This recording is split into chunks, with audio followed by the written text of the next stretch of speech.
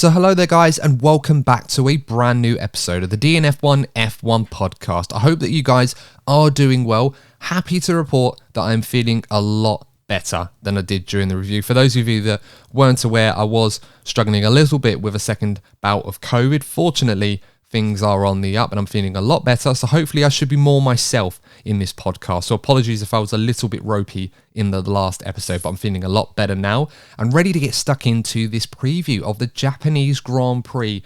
This weekend could prove to be the weekend where Max Verstappen confirms himself as a two-time world champion. However, that is by far from the headline stories that we're going to be discussing in this episode. We're going to be talking about budget cap controversies, obviously stuff that's going to be reported in the week as we are recording this just before that information is going to come out, what ramifications that's going to have on previous results, and of course results going forward in the pecking order.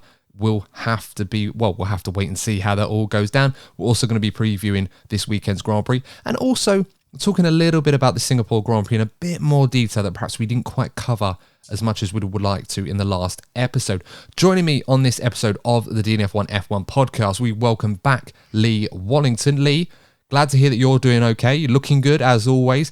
How are you feeling most importantly? And are you looking forward to the race this weekend? Well, I'm feeling good after my own little bout of illness. Not COVID though, so that's good. But yeah, I'm looking forward to Suzuka. I love Suzuka, and it's obviously understandably with COVID, it hasn't happened the last couple of years, so I'm really looking forward to going back and seeing how these cars perform around it.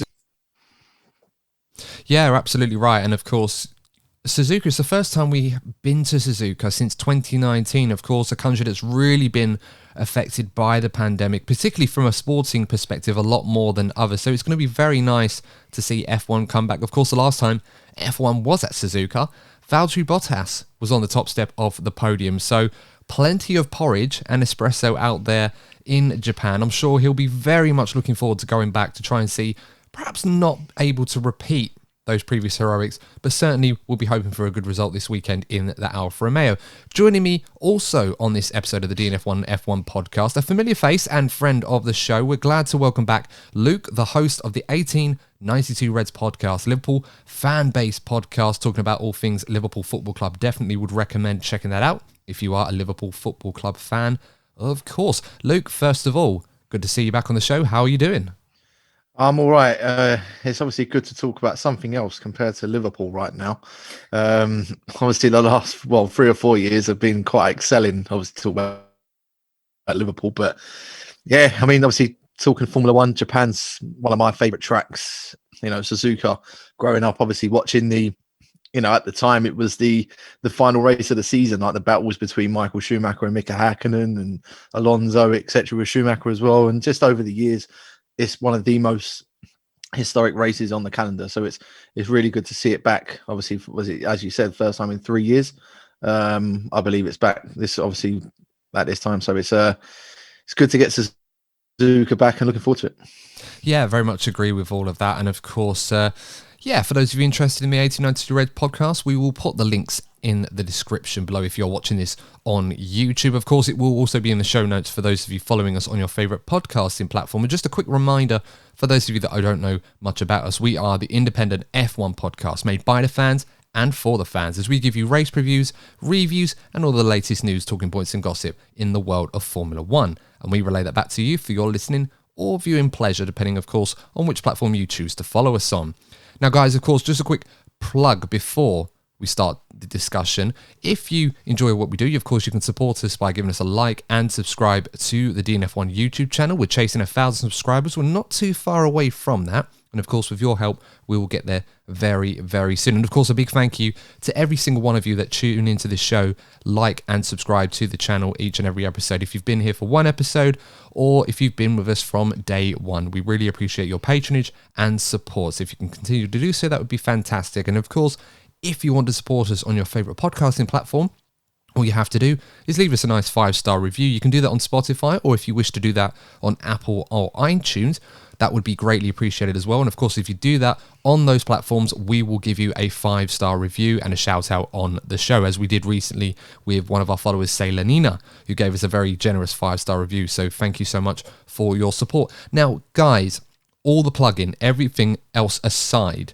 we need to talk about the budget cap. This is something that has been doing the rounds quite a lot in the last few days. In the build-up to the Singapore Grand Prix, there was news circulating about the final results from the 2021 budget cap audit finally doing the rounds, and the certificates of compliance were all going to be issued out to those teams that had followed the 2021 budget cap. Now, for those of you that aren't familiar with how the budget cap works, quite simply put, it was set at $145 million. Of course, there were a few caveats in there owing to the extra sprint races to give a little bit more wiggle room financially.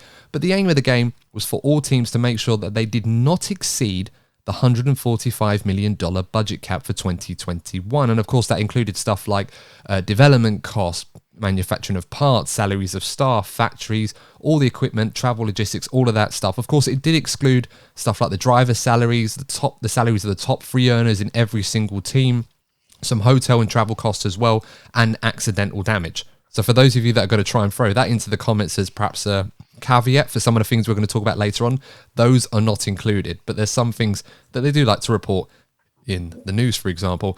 And the reason why this has come up is because obviously these results are being finalised, and the ramifications for teams breaching the budget cap are actually quite severe.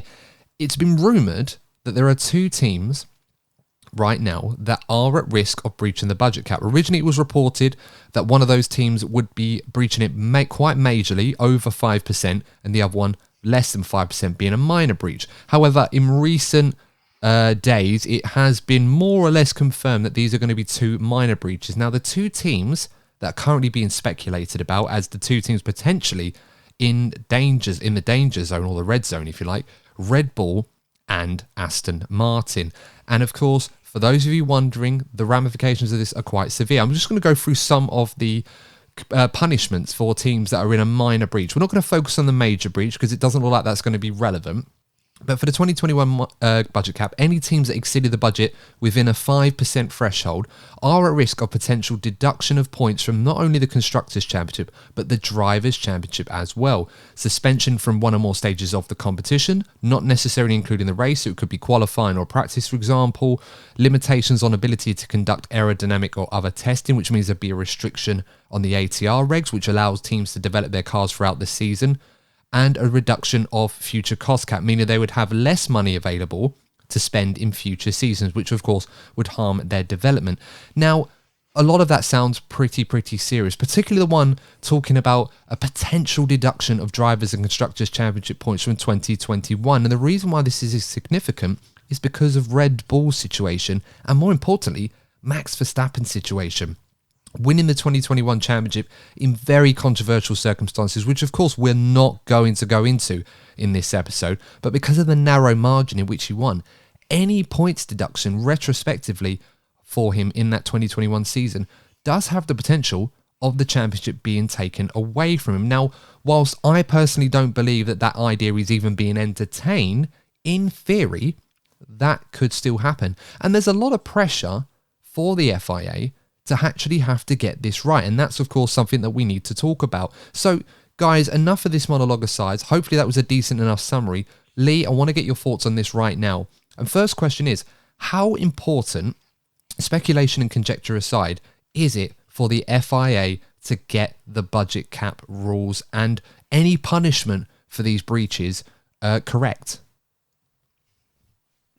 It is very important for the FIA to get this correct. If they're making a mess of this, it basically invalidates the budget cap, and we'll be back to where we were previously before the budget cap.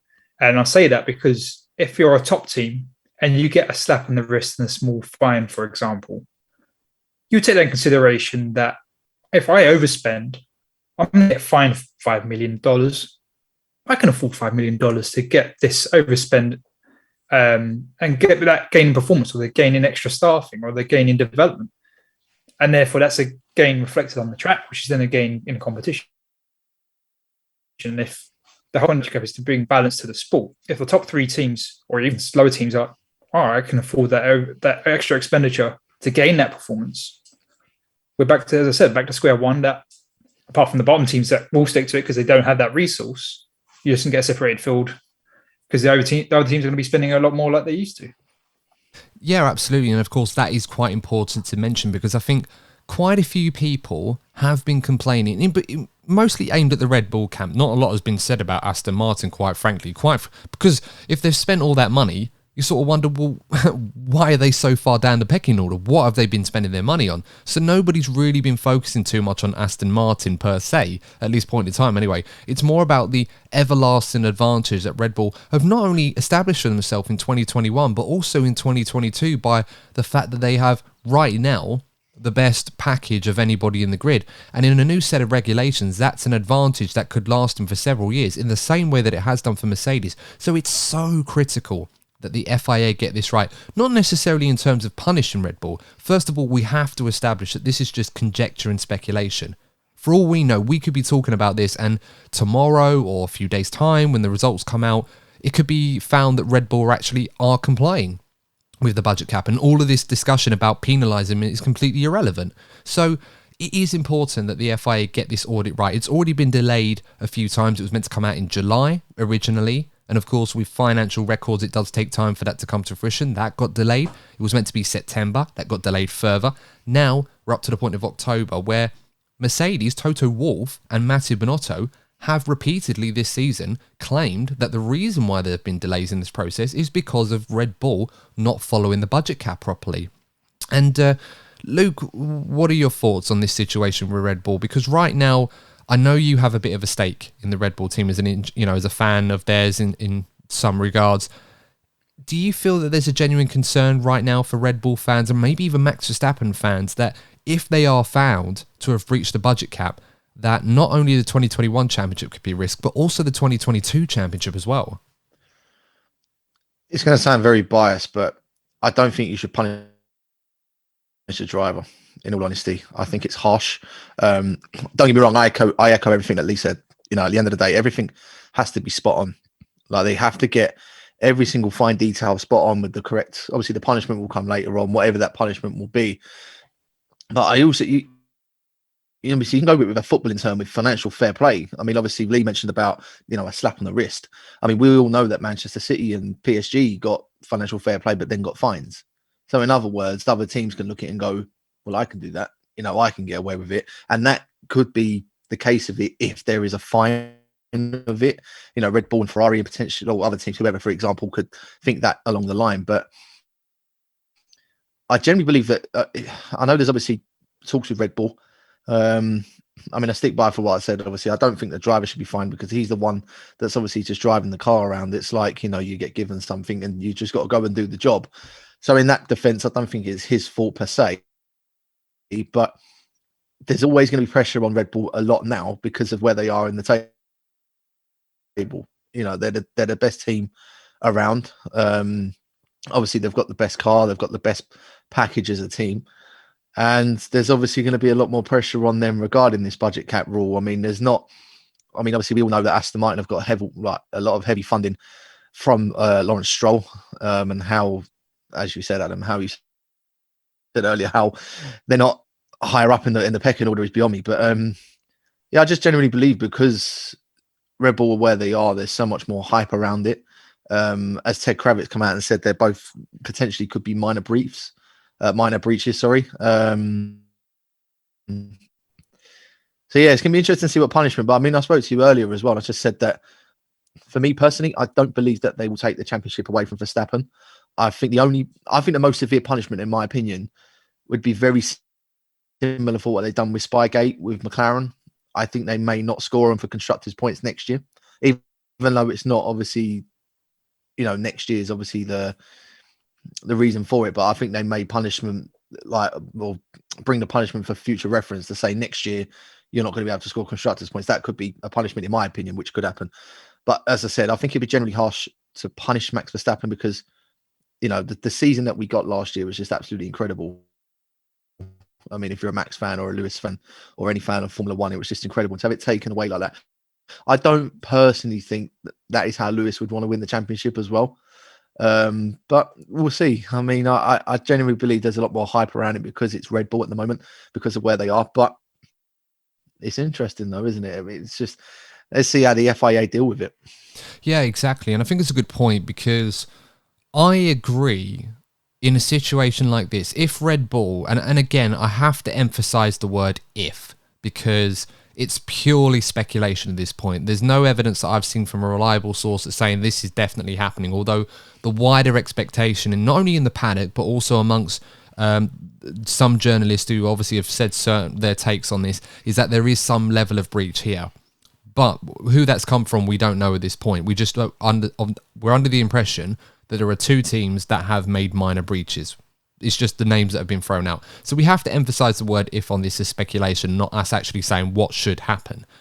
What I am going to ask, though, Lee, in conjunction with what Luke's saying, and I agree with Luke in this regard, is that I don't think if Red Bull, hypothetically, if Red Bull are found to have breached the budget cap in a minor manner, I don't think it's right to punish Max Verstappen. I think if you want to punish the team, that's absolutely fine. I don't think it's fair to punish a driver that has no financial input or planning towards the budget cap, and people can say development is a big part of that. And yes, drivers can drive development and stuff like that, but the driver can't make the final call, surely, on saying, no, you have to spend a bit more money or find some clever accounting trick to get around this budget cap to get more go faster bits on the car. Of course, if they could, then great. But in this sense, I do feel that, like Luke mentioned, of course, as well, with Spygate 2008, great example. McLaren the season before stole blueprints from Ferrari and built a great car using those blueprints in 2007. They got excluded from the Constructors' Championship, but using that those same designs and also the information that they had gained from building that car, they were able to give Lewis Hamilton a car to win the 2008 World Championship. You could make an argument there that Sir Lewis had won the 2008 World Championship with information that he shouldn't have had available to him, or a car he shouldn't have had available to him. You're not going to take the championship away from him for that, because it's not his fault. But what you can't do in the same sense, in this case, I don't think you can punish Max Verstappen. As unpopular as that might sound to certain fans, I don't think you can punish him for something that his team may or may not have done in this point. What are your thoughts on that? Because I think that's the real punishment that people are sort of looking at as one that could have the biggest impact of whether or not this budget cap actually works or not long term. I gotta admit, I probably do have a different opinion to the both of you. I think it's a team sport, and if the team cheats, the team should be punished, and that's both aspects of the team. Although the driver has their own separate championship, I believe it should all be punished, both sides. And even back in with the Spygate saga, I believe Lewis and Fernando should have been chucked out of the championship, as well as the constructors they were. But I believe that Lewis and Fernando should have been chucked out I don't think they were thrown out of the 2007 championship. No, it's the Constructors in 2007. But it would have been interesting if Lewis had actually won the 2007 World Championship, what they would have done about that one. But I think they should have been disqualified from that championship. And personally, as you just said with Spygate, I don't think McLaren should have been allowed to score points for the 2008. As much as I would say I'm a Lewis fan, I don't agree with his first championship win because of that. I know that some people go, the Timo Glock moment. For me, cheating was more of a bigger thing for that 2008 championship. For me, that I don't feel he deserved because of the reason that McLaren cheated the year before. And for me, that's the opinion I have now with Red Bull, is that if they are found guilty, as you said, I think team and driver should be punished, because you race as a team at the end of the day, and they should be punished equally. No, I suppose that's a fair point. I mean, as I said, it's all speculation, it's all opinions at this point. And of course, guys, I would love to get your thoughts in the comment section. Like, what do you think would be an adequate punishment? Do you feel the driver should also be punished in terms of deduction of championship points, rather than just the constructors if they are found to be in breach? I mean, other punishments that have been labelled here are suspension from one or more stages of a competition, and that's not including the races. So you could get there could be a possibility where they may ban a team from a few qualifying sessions, and then they go to the race. I mean, if you did that this year, and let's say Red Bull again, let's just throw Red Bull for example, because this kind of just demonstrates how I think this is a bit ridiculous, this particular punishment. If you suspended Red Bull from a couple of qualifying sessions and they had to start from the back of the grid, who cares?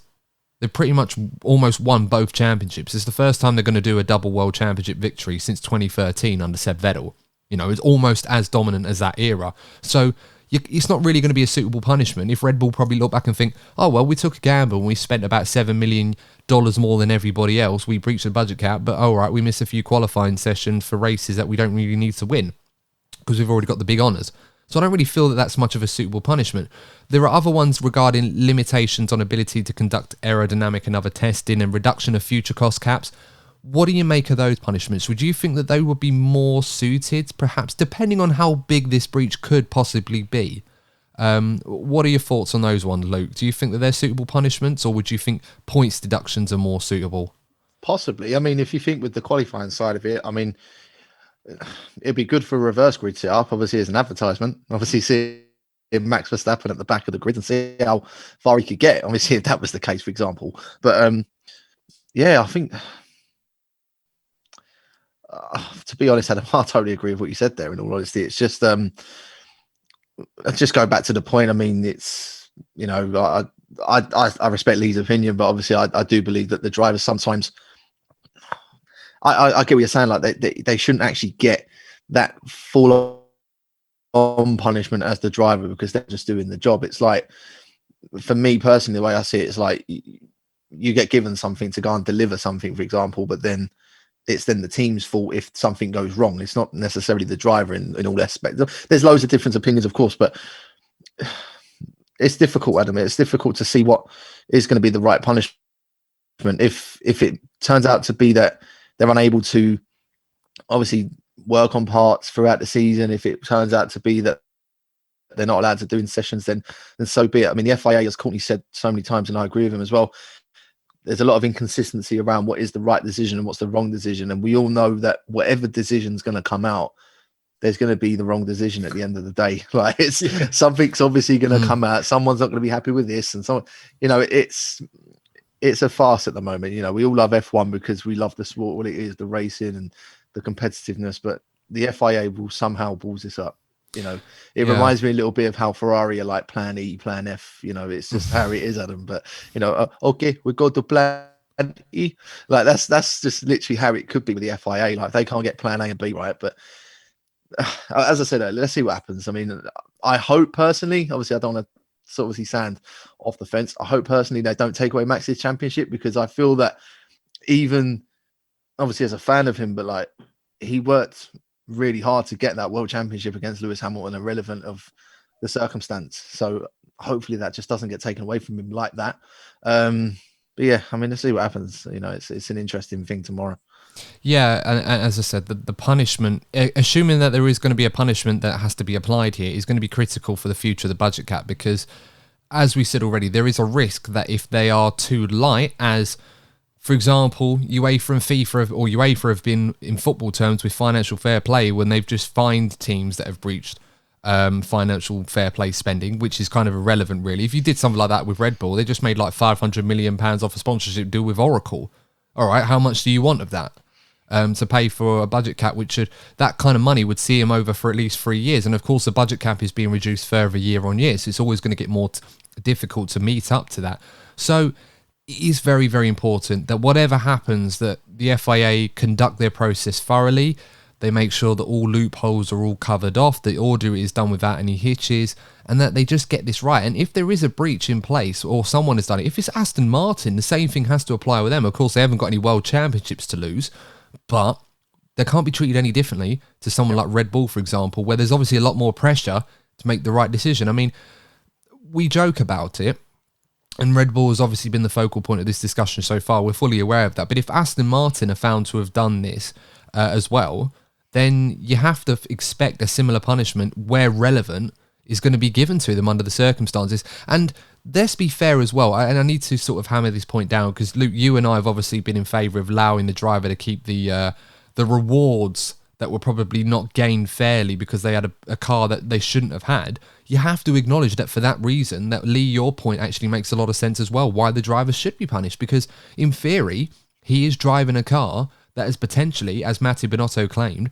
had a lot more development budget allocated to it than should have been. And he's been able, would he have gotten the same results in a car that was developed within the cost cap? Probably not. There's a fair argument to that. So I feel like you have to weigh that in as well, Lee. Yeah. I also want to add another thing, as depending on the result, you're going to have the rest of the grid be pushing for disqualification and things like that, because you think, regardless of Max Championship, I'm not going to talk about that, but as the constructors, last year, you disqualify the other 8 teams, disqualify Red Bull and Aston Martin. Williams, they get millions more from the championship standings. And that's not even before talking about the big teams. The team that finished bottom was all going to get more money. So it's all in the other team's interest for a harsh punishment disqualification, because it benefits them.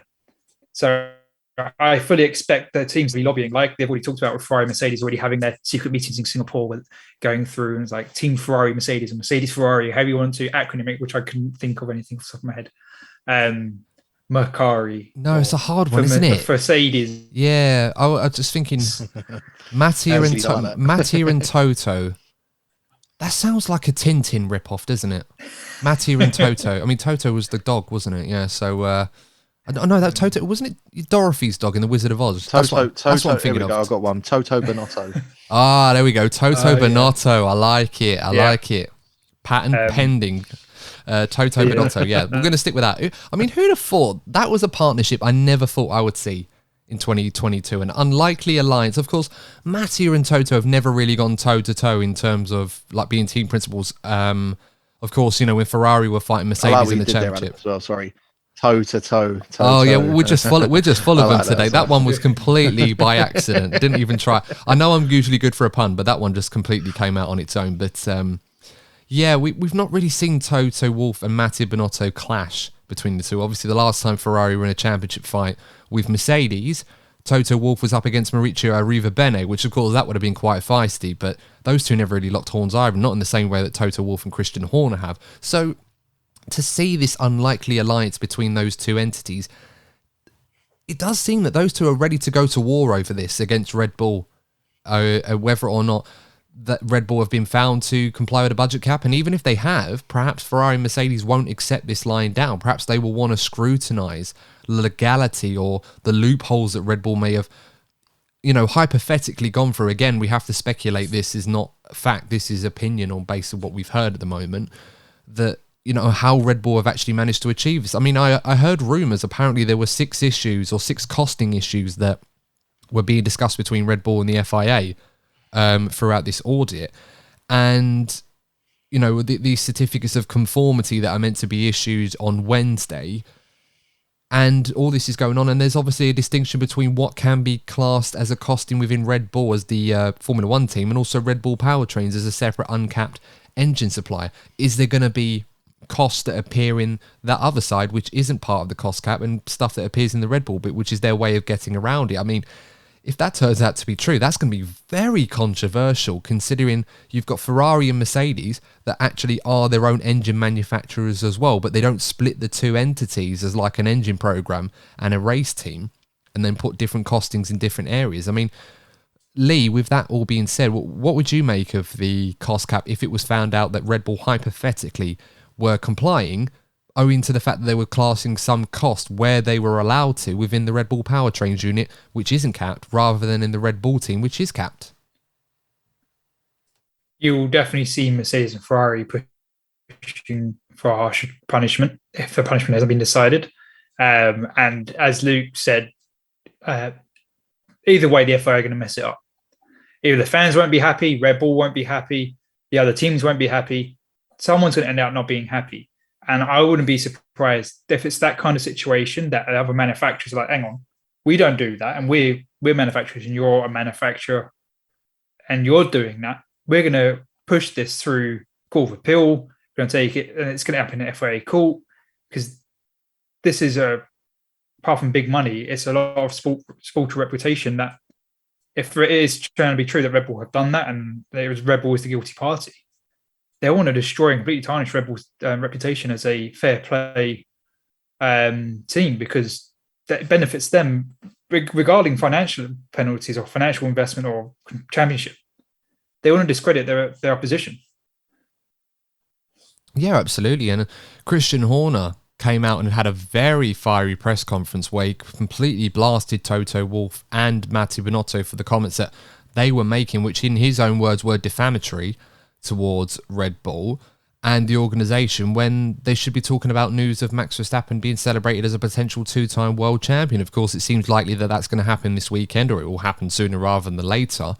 But it comes at a point where the fate of the sport in the next few years is very much going to be decided over what happens with the FIA and this budget cap business. Are they going to apply the correct punishment? Are they going to do their due diligence properly? Are they going to make sure that teams that have interpreted the rules differently to as intended, is something that we've heard quite a lot in the last 12 months, if that's going to be sort of managed properly? So it is a very, very difficult period right now. I mean, Toto Wolff at the Singapore Grand Prix was talking about the fact that Mercedes had to lay off 40 people, make them redundant to comply with this budget cap.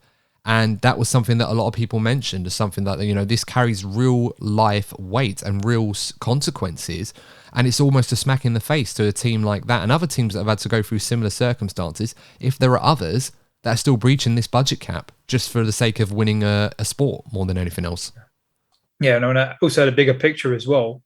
You think about Audi joining.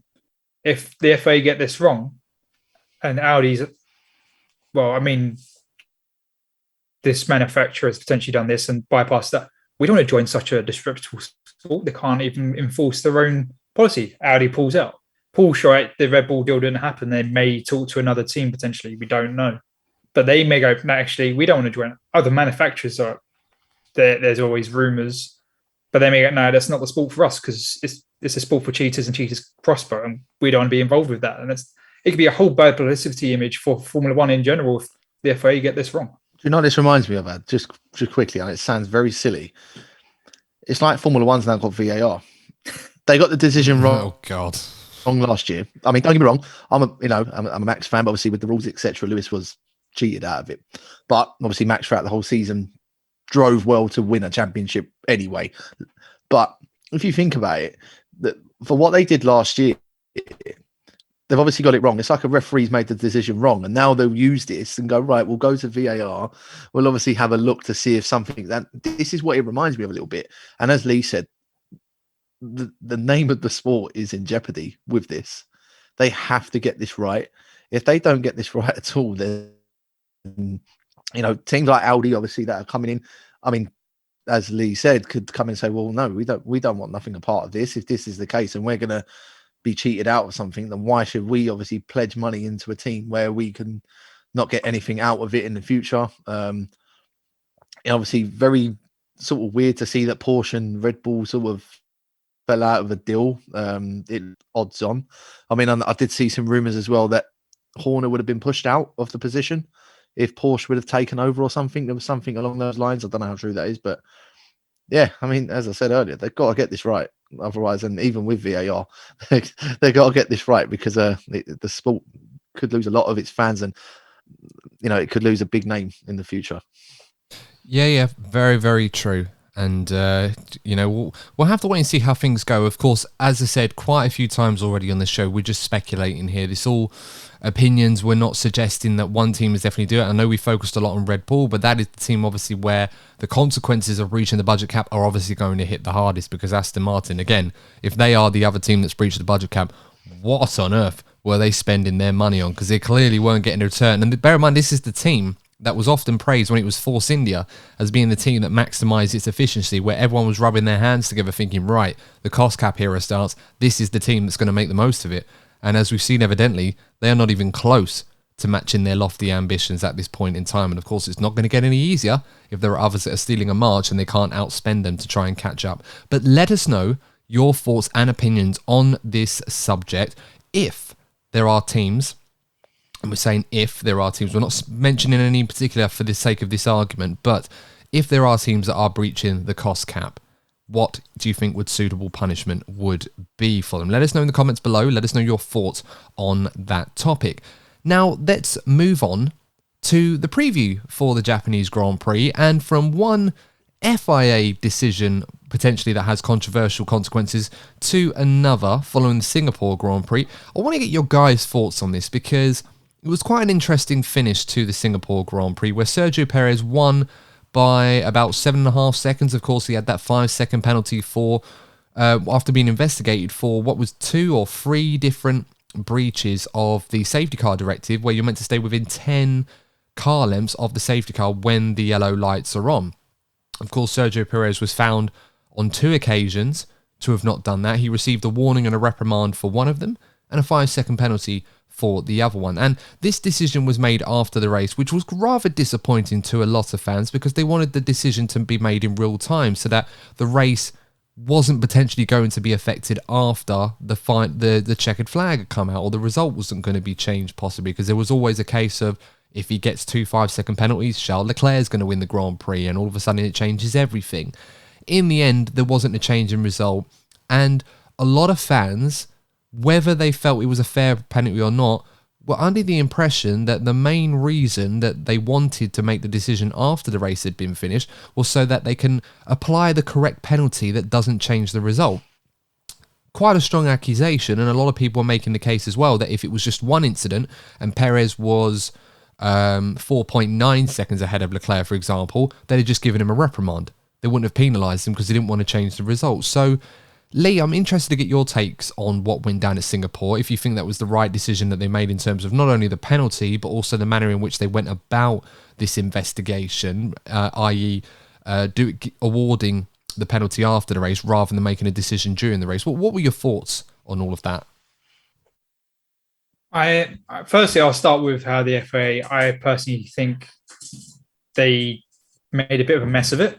Firstly, their press release statement, I did find contradictory, and I can't remember the word for word, but it's basically along the lines that they do not. I remember this, wasn't it? Because they were basically saying, I don't know word for word either, but pretty much the gist of it was, we're not going to judge this on the merit with the merits of the fact that.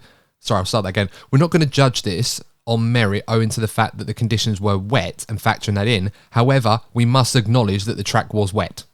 Yeah. But that makes absolute no sense. Yeah. There was something along those lines, and it was just a completely and utter waffle. It was the best waffle I ever seen in that kind of situation, because it just contradicted. I always dislike the judgments of rulings afterwards.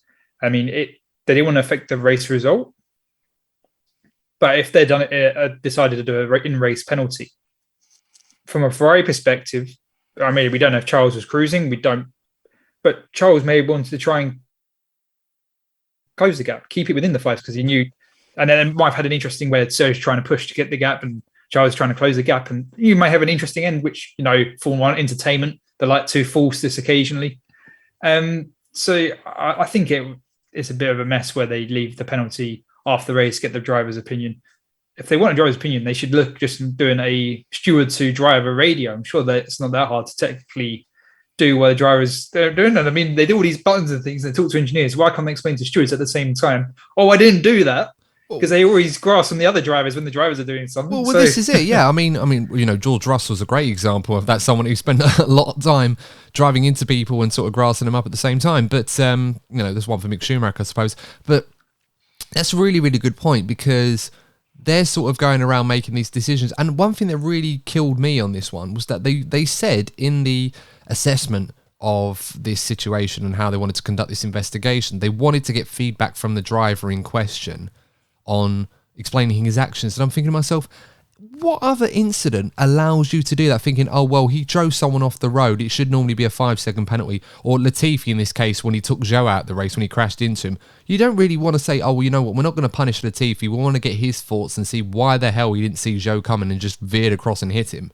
You don't do that after the race. You penalise them during. All right, it was easier for them because both of them were out of the race anyway. So Latifi, you give him a grid penalty, which is pretty much the same as fining Manchester City £50 million. It's just completely pointless.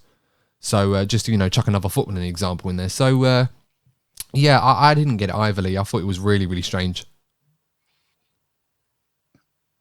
Oh yeah. Yeah, and what was the second part of your question, to be honest? Do you know what? I think I kind of just sort of jumped in, unfortunately. It's one of those things.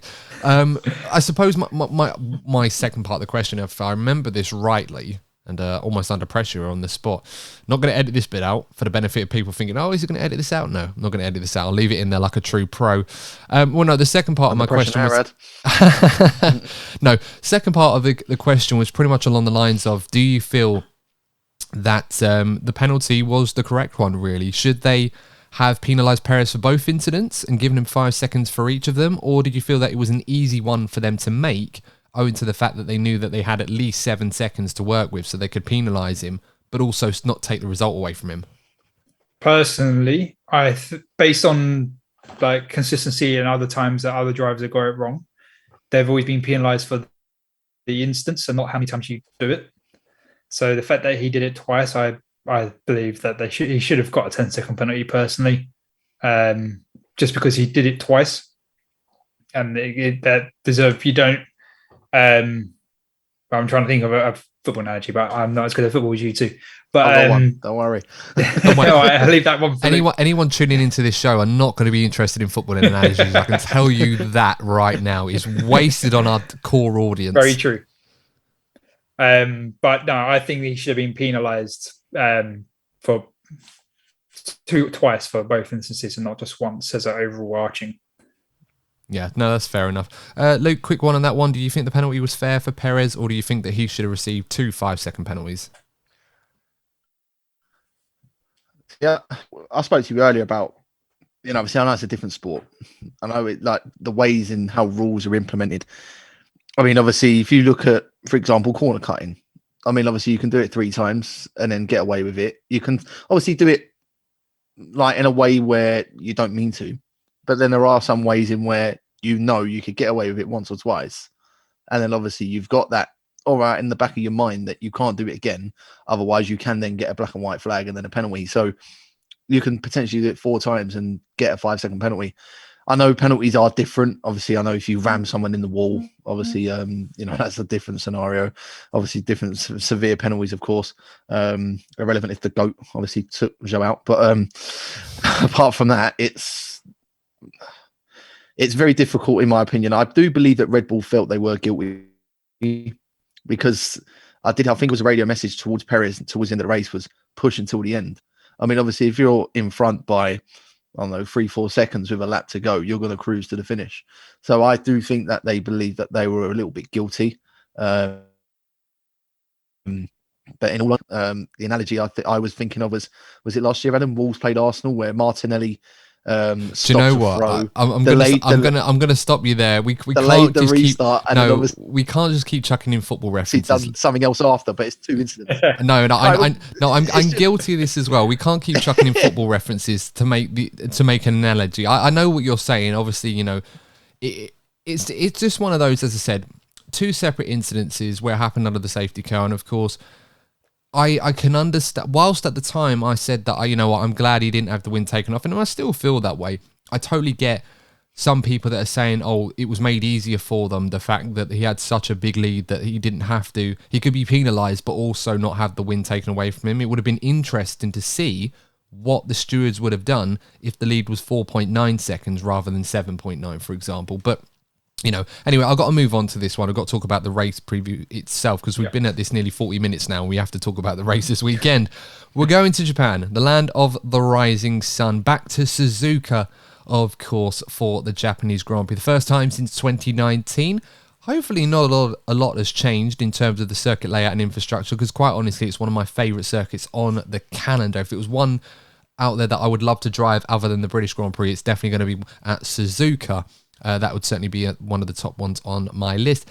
Going into this weekend, Max Verstappen has a 104-point advantage. Of course, now he cannot, this season at least, win 9 Grand Prix in a row. So that record by Sebastian Vettel will stay intact for a little while longer, as incredible as that record is. What do we think, guys? 104-point lead. 5 races to go. If Max Verstappen wins the Japanese Grand Prix, he is the 2022 world champion, regardless of what anyone else does around him. What are we thinking? Is Max Verstappen going to be world champion by the end of the weekend? Lee, let's go to you first. It is very likely that he will be world champion by the end of the weekend. But as proven by the Red Bull meltdown, Max slight meltdown at Singapore, as much as he's got a lead, it could still not fall his way this weekend. I'm not saying he's not going to win the championship. It's very likely he will win the championship. A lot has to go wrong for him not to. But there could be a circumstance that he doesn't win the championship this weekend. Yeah, that's a fair point. Last weekend in Singapore was definitely a weekend where not a lot went right for Max Verstappen. And despite all of that, Max has quite the tenacious, amazing ability about him to really overcome that and just make his own luck. Last weekend, it just didn't happen for him, and there were mistakes that did creep in. Maybe he was feeling the pressure, maybe he was a bit frustrated, as we heard on the team radio after Saturday qualifying. Completely understandable under the circumstances, but very much unlike Red Bull and Max Verstappen this season. So what about you, Luke? Is there a possibility that if equally some things go wrong for Max this weekend, that he may be a little bit distracted and might not be able to bring home this World Championship this weekend? I mean, the only way Leclerc can keep it alive if Max wins is if he comes second without Max getting the bonus point, isn't it? No, I think if Max wins, it's over. Apart from Leclerc has to finish minimum P2. It's not minimum P2. Without Max getting the... Yeah, Leclerc has to basically outscore Max by... Well, he has to outscore Max this weekend. If he doesn't, then Max is world champion. Simple as that, really. I think it's a foregone conclusion. I do believe Max will be champion this weekend. We've said it so many times, obviously this year as well. Ferrari have had this world championship winning car. I mean, world championships are not one qualifying. I mean, that's just the reality of it. Ferrari on Saturday have been unbelievable. If they score points on Saturday, which apart from Belgium, obviously last year, which was the only time I've ever seen score points on Saturday, but I can't see nothing more than a Max Verstappen win this weekend and the world championship going to him. I think Ferrari should be... I think Leclerc should be a bit disappointed as well, especially... I know it's... Some strategies have not gone their way this year. Obviously, they've made some calls and obviously they've not worked out. Red Bull have had a much better race car than Ferrari this year. But definitely, I believe that Ferrari should take something moving forward into next year anyway.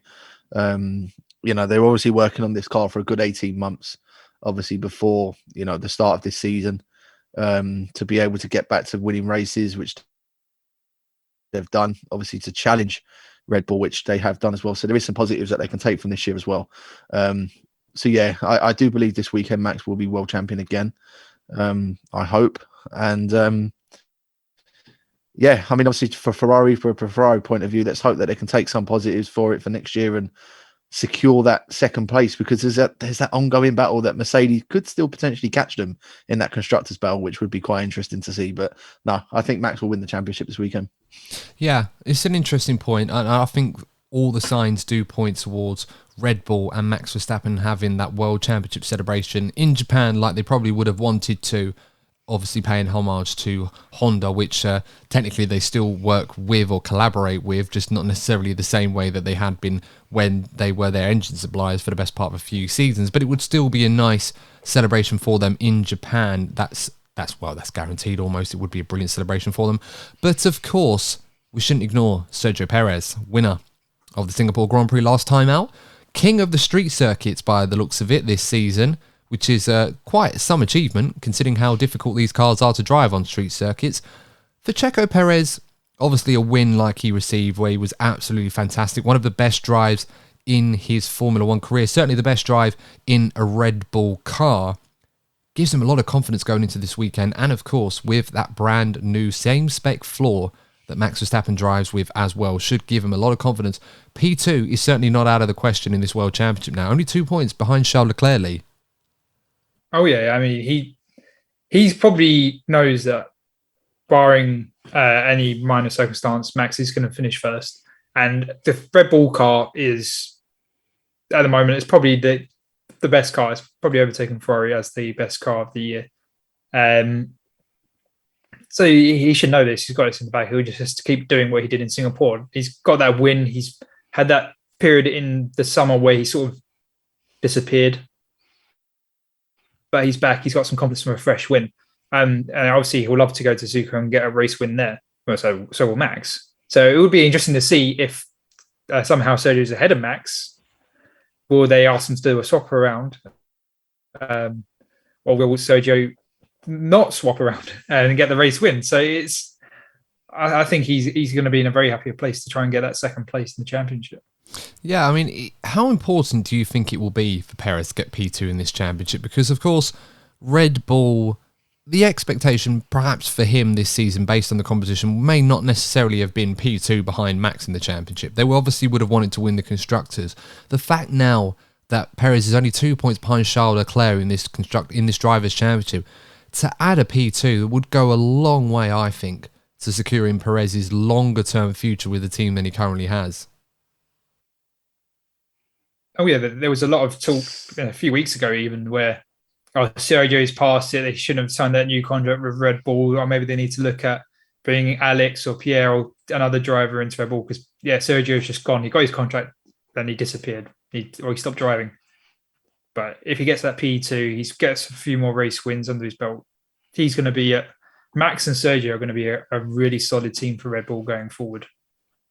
Yeah, absolutely right. Let's move on to Ferrari. And Luke, obviously you talked about Ferrari already in this preview. And whilst Ferrari will obviously be very disappointed when they reflect back on this season over missed opportunities and could they have gone on to win this World Championship, I guess we'll never know. But it's very much onwards and upwards with Ferrari. It was a good weekend in Singapore, despite the fact that ultimately they didn't win the Grand Prix. And perhaps didn't have the pace to win the Grand Prix in all fairness until, the latter stages where we saw the real pace of that Red Bull in Perez's hands at least. Ferrari should be optimistic over the fact that they got that double podium. The first double podium, believe it or not, since the Miami Grand Prix. Oh, wow. So long, I know, really, really long time. There was a really good video that Carlos Sainz was being interviewed and someone told him and he just rolled his eyes over it. He just thought, that just literally sums up Ferrari's season. You couldn't believe that Ferrari... It'd been so long since that had happened, but it has happened in Singapore. What are the chances for them to repeat that this weekend, do you reckon? Luke, do you think Ferrari are in the shout for winning this Grand Prix? And is a double podium perhaps on the cards as well? Oh, it just depends if Red Bull will allow Max to stay out of qualifying, to be honest. Obviously, no. I think they'll be putting extra fuel in that car this weekend, just to be sure. I think putting an extra lap. He's got enough pace, I think, to handle that, yeah. There's always it's Formula One. Suzuka's always, the first couple of corners is always a collision. It's so tight. These cars are, how are you going to able to go 3 wide or 4 wide into the first corner, the second corner? And then the S is like that. The next part of the track in sector 1 is obviously crucial to stay in the race, really. So. Of course, like Ferrari have got pace. Obviously, as I said earlier, the race pace has been slightly disappointing. Obviously, throughout the season, compared to Red Bull, as they've got better and better. But I do feel there'll be a bit more pressure. I mean, they obviously are now aware that Max will win the championship. If it's this weekend or if it's the following weekend, we'll have to wait and see. But they are going to be slightly under pressure as well, considering Perez can take second place.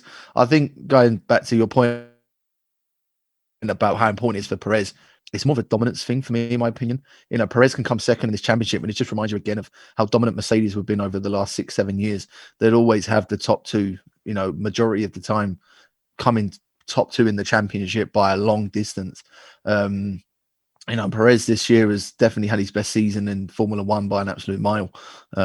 His couple of race wins, and his consistency helping Max get this championship as well. Let's not forget how important he's been for Max winning all these races, because he's been a very good number 2. But I mean, for me, it's a mention that Ferrari, yes, they got the double podium. I think Sainz, in all honesty, in Singapore was a bit disappointing. In all honesty, he wasn't able to match Charles Leclerc. I know Charles Leclerc for me is a better driver, but wasn't able to match a similar race pace to try and put a bit of pressure on Perez with no Verstappen. But it is a very important weekend for Ferrari. If they can get that double podium and get back that consistent level of finishing races in the top 3, top 4, I know that's not a podium 4th place, but in that sort of same order, week in, week out, going into next year, it does put a lot of pressure onto Red Bull again, you know, in the fight for next year. And hopefully Mercedes are back for a spectacle as well. You know, there's not, you know, let's not forget about them, how consistent they've been this year as well. It goes to show, as you said, Adam, that double podium with Sainz and Leclerc, if they're not getting, goes to show how good Lewis and Russell have been when them two have not really performed to get those podiums, if you know what I mean. Yeah, very, very true. And on the subject of Mercedes, Lee, we should obviously mention that, you know, going into this weekend, they would have been hoping that they may have potentially been celebrating their first win of the season. Singapore was very much a circuit that I think Mercedes earmarked for some time this season, that this is one that we could potentially stake a realistic claim to winning a race this season. And with Sir Lewis's new power unit that he was going to have in that Mercedes, it looked like it was, and after qualifying, he looked like he might have a very good chance. As it was, it went completely to the wayside, and not only his performance was less than his usual spectacular brilliant, but George Russell was also miles off the pace as well, and was very much playing dodgems more than actually racing in Formula One. Very much unlike George Russell as well. So how difficult is it going to be Mercedes to overcome that setback, shake that off and go again? Because the Constructors' Championship now for them, they were looking at P2. Ferrari have pretty much almost doubled their advantage over Mercedes, and it's quite a hefty one as well, not even one that they'll be able to claw back so quickly. So how critical is it for them to sort of shake that off and try and find a way to get back onto the form that they were showing before Singapore? It's going to be very critical for them. You're talking about a double podium for Ferrari. I mean, Mercedes will be eyeing a double podium as well. I'm not sure where Suzuka came on the list of Mercedes compatible circuits, to be off the top of my head. I don't know if they're going to struggle with drag or not. That's Suzuka. It's a tough one, isn't it? I think it's one that I think it will play to the characteristics of all those three cars, but for different reasons. But it's a hard one to call. I would say they probably look decent, but the mid-speed corners usually where Red Bull tend to excel. So it could be Ferrari versus Mercedes for the best of the rest. But they'll definitely be eyeing a dry race, because Mercedes have struggled to warm up their tyres in any wet condition this year. So they definitely would like it to be dry. I don't know the forecast for the weekend. I was trying to find it before we started, but I couldn't find any. I think the early ones were predicting some rain, but probably not as bad as what we had in Singapore. I mean, it usually does, and then it's dry as a bone by the time we get to the weekend. There's no previous seasons before COVID, there was always a typhoon or something hanging about. Yeah, they were saying that. Sorry, they were saying that. I believe practice there could be some rain and potentially light rain on Sunday. Or light rain. So that means we get an hour's delayed start again, because it's going to be too unsafe. It's all right for us in the UK then, isn't it? Like we'll be able to sleep a little bit and then wake up for the actual race. If they could let us know by Saturday night before we go to sleep what time we have to be up for, as long as it's not 6 a.m, we'll be all right, that's fine. Yeah. We'll wake up and watch the Grand Prix. The Mercedes will be hoping for a dry race nonetheless.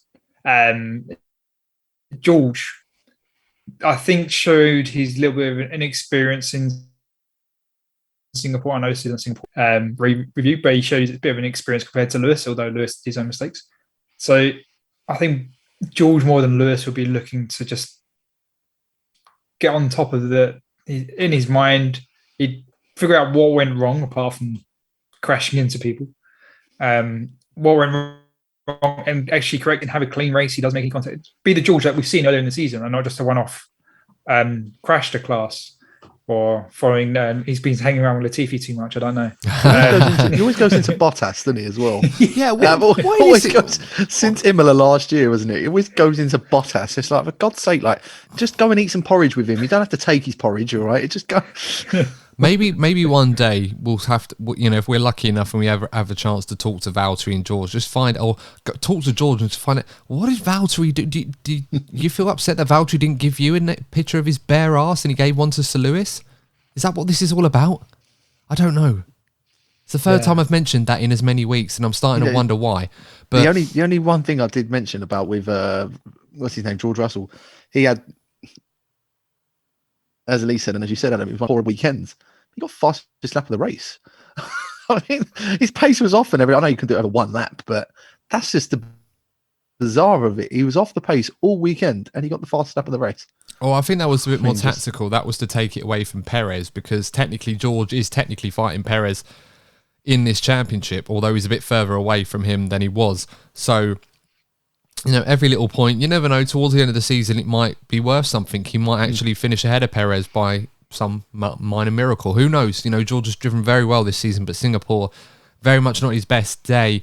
Some positive comments from Toto Wolff, actually. They were talking about Lewis Hamilton's future. Now, I know that was something that we'd often speculated how long Lewis would stick around for. Toto Wolff apparently claiming that he's absolutely certain that Lewis could win an 8th world title with us. He's not going to go elsewhere if they can provide him with a car that's competitive and he can fight for wins. He's going to win more titles. For him, retirement is still far away. He reckons Lewis could go on for another 5 years. So if that was the case, Lee, that would be pretty big news for Lewis Hamilton fans out there. Oh, yeah. Well, I mean, I've said it before in previous episodes that I think Lewis has enjoyed the challenge of getting Mercedes back to winning ways. And I think he's probably eyeing up the new reg change in 26. I mean, looks at Fernando, Fernando does a good job. I'm better than Fernando. I can be 42, 43. I can drive these cars in 26, 27. I'll get another new challenge, new cars. This is an exciting time in my life. That's Lewis all over. Well, I mean, is this a factor? Is it because he's watching drivers like Fernando Alonso? Kimi Raikkonen obviously was in his 40s when he went. Michael Schumacher raced until he was 43 before he retired once and for all. So do you think that might be playing a big factor to sort of, show Lewis that you can still race at a very good level, if not very close to your absolute peak, in your 40s? I think more of a current example, Fernando is probably more in his mind than Kimi and Michael. Kimi, when he came back, never really came back to the Kimi of old. It was just like... Kimi was just pure vibes at that point, wasn't he? It was just You're paying me to have fun? This is amazing. I love my job. He would have done it longer if they'd have allowed him to. Yeah, he wasn't there to win. He just wanted to drive a Formula 1 car and have fun doing it. I just constantly watch Kimi Raikkonen's best radios all the time. They're just the best thing ever. Yeah, they were pretty good. They were pretty good. And Michael, I don't think he ever was as good on his comeback. He still had the knowledge and the knack. Yeah, but he was never as good as before his retirement. But I think Lewis has looked at Fernando. He's had his breakaway a couple of years. It took a bit of time to get up, but Fernando. He's there. He's got talent. It's like he's never been away from the sport. And Lewis is, as I said, I'm better than Fernando. I'm not saying that's my opinion. That's probably what Lewis thinks, because all drivers think they're better than other drivers. So I just want to clarify. Well, I mean, I don't mind saying statement. It. I'll say it, but he is. Well, I was just trying to be nice there, Adam. So he's like, I can do better than Fernando. And 5 years, he may stick around longer. You'd never know. Yeah, well, it would certainly be interesting if he sticks at it for a bit longer. I'm sure many fans would love to see him carry on. And could he win more world titles if he sticks around for another 5 years? I certainly wouldn't rule it out. He certainly knows how to win a world championship. Let's put it that way. Let's move on to McLaren and Alpine. Big weekend last time out for McLaren. They got some big points. Lando Norris and Ricciardo finishing 4th and 5th. Great drives for different reasons for the pair of them. Has now allowed them to leapfrog Alpine. At one point, we thought Alpine looked insurmountable in P4. The ever-reliable Alpine, quick at every single circuit, reliable enough. 2 good drivers picking up the points, contrary to McLaren with only just 1 in Lando Norris. But now they find themselves on the back foot. It's going to be very critical after a double retirement and a double points finish for their rivals that Alpine get back on track. Where do you see this going this weekend, Lee? Would you expect McLaren to kind of try and double down with this newfound optimism and this wave of good form? Or would you expect Alpine to be more likely to sort their reliability issues out first and foremost, and then, hit back where they left off and try and retake P4? I think the first question it would be is if Alpine have to take any engine penalties or not, because they're considering the engine failures, or somewhere in the engine something failed. So if they have to take a penalty or not, if they have to take a penalty, then it's very much going to be in McLaren's favour. That's the first caveat I'll add. But with McLaren, it's very much if their upgrades worked, because obviously wet conditions in Singapore isn't a true reflection if their upgrades they brought were successful.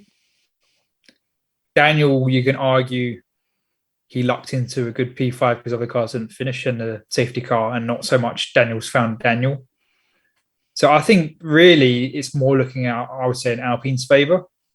But I would say it always depends if they take an engine penalty or not. Yeah, that's a very, very true point. And, Alpine, obviously, reliability has not affected them too much, but unfortunately, it really robbed them quite cruelly, especially Fernando Alonso, who was looking very good to, at the very least, challenge Lando Norris towards the end of the race. Of course, he retired a lot earlier on, but he was in that ballpark in P5 before his engine gave way, doing a good job of holding Max Verstappen up, parking the Alonso bus on the street circuits. Once again, certainly a sight that many people are not looking forward to when they go street circuit racing. Just ask Sir Lewis Hamilton. Absolutely hates that Fernando Alonso bus on the street circuit. Luke, what do you make of this battle with McLaren and Alpine? Is Daniel Ricciardo, despite the fact, as Lee mentioned, probably lucked into P5, although granted, the aim of the game really was to survive, really, and that's what he did. He didn't do anything spectacular. He just hung in there, no mistakes, and he ended up getting some big points. How critical is Daniel Ricciardo's form for the end of the season going to be in this battle for P4 between McLaren and Alpine? Oh, it's massive. I mean, if McLaren, in the end of it, obviously, if they end up the best of the rest, obviously outside the top three, then the likes of Daniel Ricciardo has to use his experience and his knowledge over the years of Formula One to score big points. Special shout out to Lando Norris. I think he was superb in Singapore, deserved his 4th place. As Rick calls him, the YouTube driver. But apart from that, he's now, yeah. Yeah, but I mean, he done a good job. But I think Ricciardo, it goes down for me his experience. Like, he survived, he stuck in there, and we know the severity what it was with a safety car out in Singapore. We know that. I mean, what was there, 3, 4 during the race? There was just always going to be an option and always going to be an opportunity. And he obviously looked after his tyres quite well throughout the whole race. And when the opportunity came up, he was in a position where he could get some decent points. So, yeah, definitely, I think Ricciardo was very lucky to get into that position anyway, like regarding the safety car, of course. But, we can't take away that the drive that he actually did to get into that position, and he scored some big, valuable points for McLaren. Everyone hates trying to overtake Fernando Alonso on any track. I mean, Hungary last year with Lewis and Ocon, obviously them little things. I think Max was driving behind him and, like, obviously probably thinking, it's another driver, I can just get past him. And as soon as you find it's Fernando Alonso, you're like, literally, for God's sake, like, it's going to take literally so much more time to try and overtake this guy. But I felt for him. I agree with you, Adam. What was he, 6th when he retired, when his engine went? I think it was 5th, something like that. And I think there was 5th or something like that. And obviously he would have been chasing Norris. But I do believe that Fernando could have potentially caught Lando Norris, maybe, obviously with the safety cars and everything else when they're bunched up together. So yeah, disappointing, but it's interesting, isn't it? You've got 2 very well experienced drivers on each side, and then you've got 2 that are well experienced in their own right, but obviously are maybe a same sort of wave point, I would say. So it's going to be an interesting battle between those 2, but it's definitely been a great battle between McLaren and Alpine. Yeah, it has been a good battle all season long. There's been some swings and roundabouts, some ups and downs in both camps, and we're now approaching the final few furlongs of this season-long battle, and of course there can only be one winner. And at this point, we have no idea which one it's going to be. It just seems to swing from one team to the other every single week. So certainly looking forward to seeing the latest battle between those 2 teams. We should talk about the rest of the field in this part. Now, normally this is the part of the episode where I talk about Alfa Romeo in their kind of isolated P6 position. However, owing to the recent points haul from Aston Martin at the Singapore Grand Prix, where they scored, I believe it was 12 points from P6 and P8 for Stroll and Vettel respectively, all of a sudden P6 doesn't seem safe anymore for Alfa Romeo. And as it stands, their pace has not exactly been threatening the point scoring positions right now. They've either had retirements for Bottas, his form has completely dipped by the wayside. Joe was very unlucky in the last race. So Lee, should Alfa Romeo be looking over their shoulder now at a potential threat from the likes of Aston Martin, Haas, and even AlphaTauri? They should definitely be looking over their shoulder for Aston Martin. Aston Martin's coming for them. You think, no, obviously I haven't got any statistics to make up to display this, but you look over the last few races, Aston Martin have started to bring back some constant minor points. All right, 12 points is probably an unusually large amount for Aston Martin on pure pace. But I think, was it 16-point difference between Aston Martin, Alfa Romeo? Well, yes, it's 15 right now, and 15. Aston Martin scored practically a third of their total haul in Singapore alone. So they could easily get 9th and 10th the remaining 5 races of the season, and that's 3 points per race. 15 points. And on countback, they probably had higher positions than the Alfa Romeo. I think Alfa might still have them, though. I think Bottas, I can't remember what race it was. I think he's finished P5 somewhere maybe this season. So they might have it, but I know where you're going with, really. I think Aston Martin is very cheap, can quite achievably overhaul Alfa Romeo, and they should be worried. I'm not sure they'd be too concerned about AlphaTauri or Haas, but definitely Aston Martin are on the ascendancy, and Alfa Romeo are not for the remaining 5 races of the season.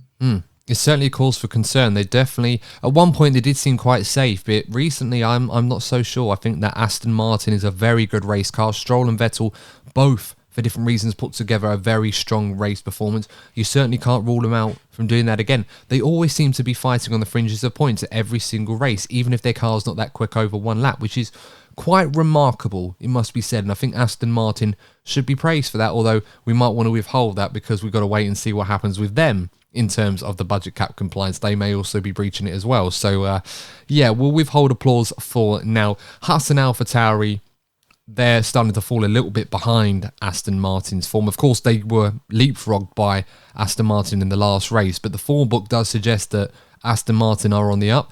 AlphaTauri do look a little bit better. Gasly and Tsunoda, they do look quick. Tsunoda still quite erratic. Gasly getting some points here and there. It really does feel right now that they have the upper hand over Haas at least, although they may want to try and find something special to avoid finishing below P7. Luke, what are your thoughts for AlphaTauri this weekend? And of course, let's not forget this is Yuki Tsunoda's home race, so going to be a big weekend for him to put it all together.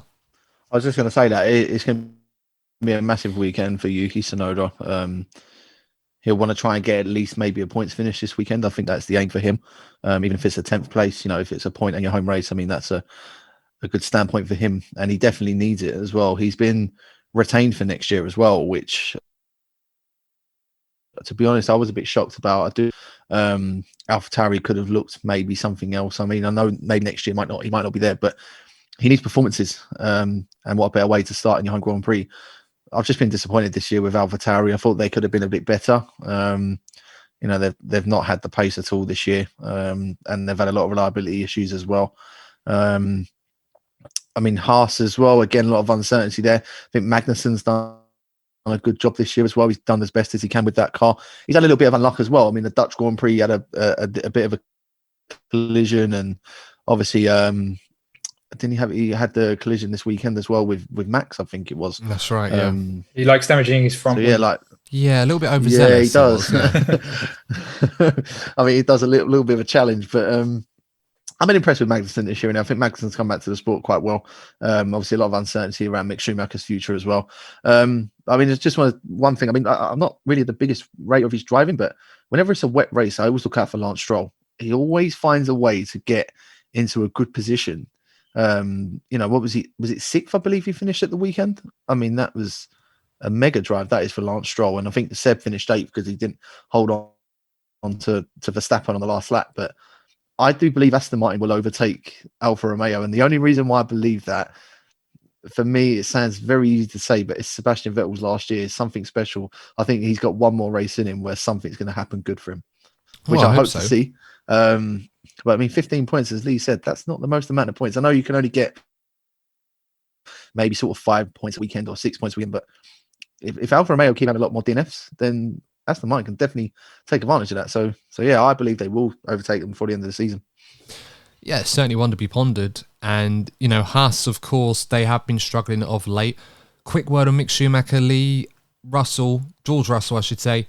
Quite interesting radio message with Mick Schumacher saying that he's literally driving like his life depends on it, and then followed out with crikey, which was completely amazing for different reasons. What are your thoughts on this with Mick Schumacher? Because it does feel like right now he has to be driving for his life to save his seat in F1. As we understand, there are 2 candidates for that Haas seat, him being one of them, and Nico Hülkenberg being the other. Now, whilst Nico is a known entity and you kind of have a rough, reliable estimate of what you're going to get from Nico Hülkenberg, there seems to be more potential possibly in Mick Schumacher over the years to come being a much younger man, and of course plenty of raw talent there. What do you make of his current situation? Do you feel that Mick has done enough, or do you feel that I should probably rephrase this better. What does Mick need to do really to convince Haas of retaining him beyond this season? Because it feels like it's the only seat left for him. Okay, do you want me to be realistic or silly in my answer to that?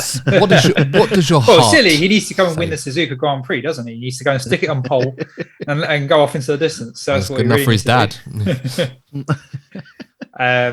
But realistically, I think he needs to get some points finishes.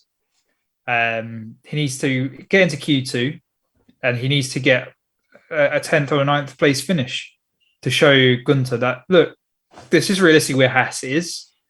It's in that top midfield, depending on circuit variations. They're fighting for minor points. They can fight for Q2. And he needs to prove he can get in the Q2 and fight for minor points on a regular basis and not have incidents along the way. And I personally, I don't think Mick's done enough in Gunter's mind, which is why I said that I think he may end up at Williams. But I don't think he's going to keep his seat at Haas. I think it's going to be a Nico and Kevin show. Or that'd be hilarious, though, Nico and Kevin. There's only one thing that Mick Schumacher needs to do. No. I know where you're going with this, Luke. No, we need to keep this. I'm not saying it. We need to keep this. About. I know where you're going with this. As soon as Lee mentioned Magnussen and Hulkenberg, I know where your mind goes with that. I was like this. I was like, no. I think there's a certain radio message that he said in the past. Yeah, it wasn't a radio message. Talking about Lee. Anyone interested, just search interview Hungary, Magnussen and Hulkenberg for context. We're not repeating this on the podcast. Got to keep it clean. I think that's a good save, Adam. Got to keep it clean. There you go. Go on YouTube and type that in. You'll be fine. You'll get where we're going with this one. I just saw Luke sort of licking his lips at the opportunity to say it. No. Just no. We're going to move on. Williams. What are we expecting from Williams before we get our predictions in? Is points possible for Williams this weekend? And if so, who's more likely to get it? I mean, Albon. I mean, easily. I mean, he come back from a near-death situation, and obviously outperformed Latifi again. I mean, Latifi might be giving him a chance. He's the GOAT. I mean, I'm a bit disappointed, obviously, that he's going. Obviously, as a point of view, but I just think. Williams needs to get it right. Have they announced their next driver for next year with Albon? No, it's just Albon at the moment. I mean, obviously, I did see, obviously, De Vries done very well in Monza, come 9th, I believe he did. It was a good race from him. He'll definitely be up there as a contender for that. Is he taking over a seat next year? Well, the rumours going on right now, I think it was Canal Plus, and I can't remember, someone else mentioned it, that it's likely that Nick De Vries is going to AlphaTauri and Pierre Gasly will be joining Alpine. When those moves will be announced, we don't know. It could be this week. It could be literally as I'm putting this podcast out tomorrow, on Wednesday morning. It all comes out then, and it's completely irrelevant what we talked about, as it often does happen when we put pods out. The news tends to come out almost immediately afterwards and makes our discussions pointless.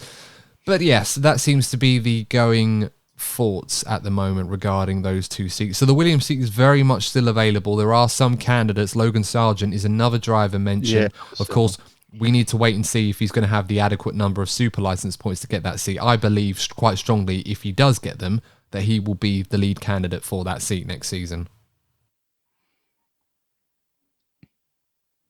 Yeah, okay, I'll jump in then. Yeah, sorry, I was waiting for Luke to sort of carry on, but sorry. Lee, if you want to, Lee. No, I mean, all right, I'll carry on then. I can only see Alex Albon scoring points. I know we all joke about Nicholas Latifi, but it's not going to happen, is it? It's not going to happen. The dream fairy tale would be the Pastor Maldonado moment for Nicholas Latifi. That would be the dream moment for him to end his career, but it's not going to happen. If Nicholas Latifi won a Grand Prix before the end of the season in that Williams, driving the way that he is at the moment, I would happily sign him up myself for Williams. I will happily go down there and argue the case to sign him on. As I said, all seriousness, Albon is the only hope and saving grace for Williams to score any points before the end of the season. I'm just trying to think like the rest of the races where they could be potentially a bit stronger at. I don't think Mexico's any good for them. Well, Mexico might be quite decent, really. Possibly, I mean, that long straight for overtaking, although it's a very strange circuit. You set that car up for high downforce because of the high altitude. So obviously you have to pack and it's less air resistance anyway. So Williams might be strong at Mexico. I'm finished now. So Lee, obviously no, what's it called? Lee, what do you reckon? Any points for Williams this weekend? I don't expect points for Williams this weekend, I'm afraid. If it was going to be any of them, it'd be Alex, but I don't think Williams will be scoring points this weekend. I think their car will struggle too much, especially through Sector 1 and Sector 3. Yeah, pretty much. Short and sweet, just the way I like it. Guys, of course, final part of this episode, we've got to do our predictions. We're going to give our top 3 and also a bold prediction as well. Luke, seeing as you are our guest this evening, I'm going to let you go first. Who's going to be in your top 3 this weekend? And a bold prediction for... Why don't you tell me this beforehand? Oh, you've been on this show enough times to know how this works, so come on. I've never done it. I know, because you've been on review shows, haven't you? Well, you know how this works. Go on. I've never been on preview shows. Shows how much I watch. Come up to the big leagues now. Come on. No, I'm joking. Max for the win. Leclerc second. And I'm going to go with Lewis third. And my bold prediction this weekend... Vettel top 6. Okay, interesting. Aston Martin strong weekend there by the sounds of it. Lee, what about you? Top 3 and a bold prediction, please. Well, I'll see if you accept my bold prediction first, and then I can come to the rest. Should I Max be worried? won't win the championship this weekend. That's your bold prediction? Yeah. Okay. Is that acceptable? Because I know sometimes you refuse my bold predictions for not being bold enough. Yeah, but given that we've had quite a lot go on this season, I'll accept. But I think that's quite bold, considering it's very likely, in my opinion, that he will do it this weekend. So, yeah, why not? And then the finishing order, I think, would be Charles, Max, Carlos. Okay, right. That makes it even less bold now. I almost feel like I want to rescind that. But never mind. That's why I started even... oh well, never mind. I'll let you off for that one. No, I mean, for me, I think Max is going to win this one. I think he's going to win it well. I think it's going to be a Red Bull 1-2, and I think Charles Leclerc will finish in P3. My bold prediction is Lando Norris finishes in P4. I think he's going to have another strong weekend as well. But that's all we got time for, guys. I hope you enjoyed this little discussion, this episode for the Japanese Grand Prix preview, where we discussed Japan and also the cost cap situation as well, all of which will come to light by the time that you listen to this episode on Wednesday anyway, so everything that we've said will probably be redundant. Nonetheless, it's always a fun discussion as well. But if you've enjoyed it, make sure to leave a like and subscribe to the channel if you follow us on YouTube. And of course, if you follow us on your favourite podcasting platform, you can always support us by giving a nice 5-star review, by which we will give you a shout out on the next episode. So get your reviews in, and the best ones we'll read out on future episodes. Until next time, guys, please stay safe. Hope you are all very, very well. Thank you so much for tuning in, and we'll see you in the next episode of the DNF1 F1 podcast. And remember, as always, if you're not first, you're probably DNF1. Take care, and thanks for tuning in. Goodbye.